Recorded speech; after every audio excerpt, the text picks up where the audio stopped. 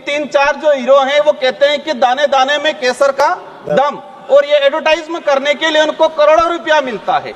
अब ये जो हीरो हैं ये एज आइडल बने हुए युवाओं के, और वो कहते हैं कि इसमें तो केसर का दम है। तो ऐसे एडवर्टाइजमेंट पे सरकार को प्रतिबंध लगाने की जरूरत है, और ऐसे एडवर्टाइजमेंट करने वाले बॉलीवुड स्टारों पे भी कार्रवाई करने की जरूरत है। आज की तारीख में जहां पर प्रतिबंध है, गुजरात में शराब प्रतिबंध है, वहां सबसे ज्यादा शराब बिकती है। जो बोतल 500 रुपए की है वहां 1500 रुपए में बिकती है।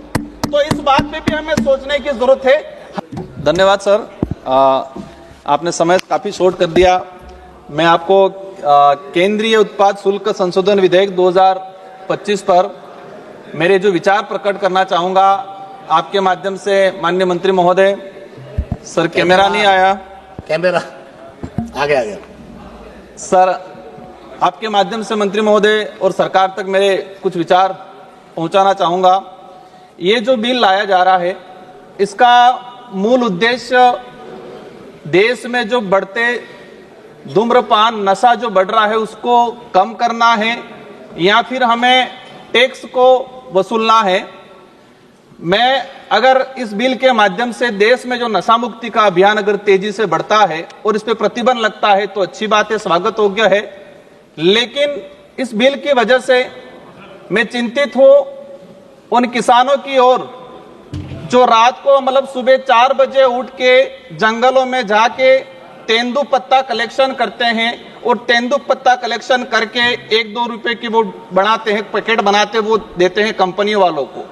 ये जो कानून लाया जा रहा है उसका असर कहीं उन किसानों पे नहीं पड़े जो जंगलों में जाके सुपारियों के बागवानों में जाके जो कलेक्शन करते हैं, इनके आमदनी पे इसका असर नहीं पड़े, उस बात से मैं चिंतित हूं।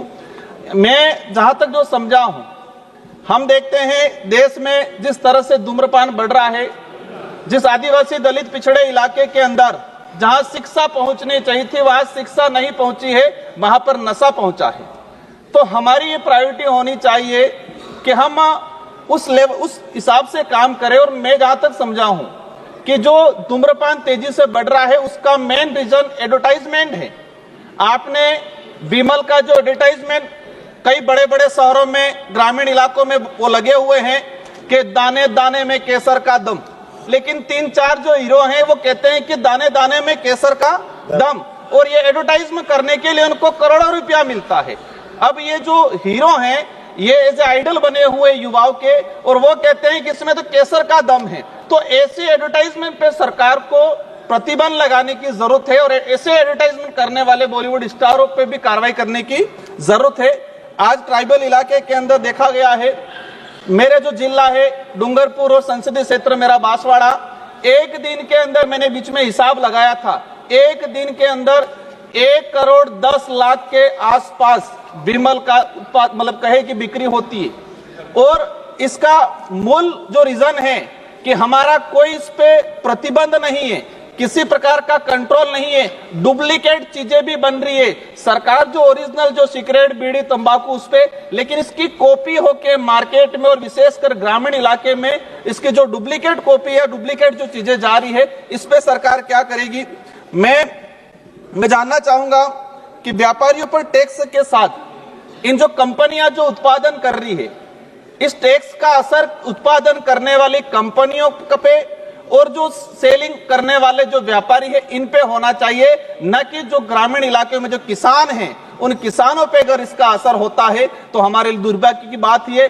प्रतिबंध, मैं कहता हूं कि प्रतिबंध करना चाहिए, लेकिन प्रतिबंध की बात आती है तो हमें एक चीज ये भी उदाहरण के तौर में सामने आता है कि गुजरात के अंदर शराब प्रतिबंध है, लेकिन आज की तारीख में मेरा नजदीकी राज्य है, आज की तारीख में जहां पर प्रतिबंध है, गुजरात में शराब प्रतिबंध है, वहां सबसे ज्यादा शराब बिकती है। जो बोतल 500 रुपए की है वहां 1500 रुपए में बिकती है। तो इस बात पे भी हमें सोचने की जरूरत है। हमें सबको चिंतित होना है कि देश में युवा नशे के लत में जा रहा है।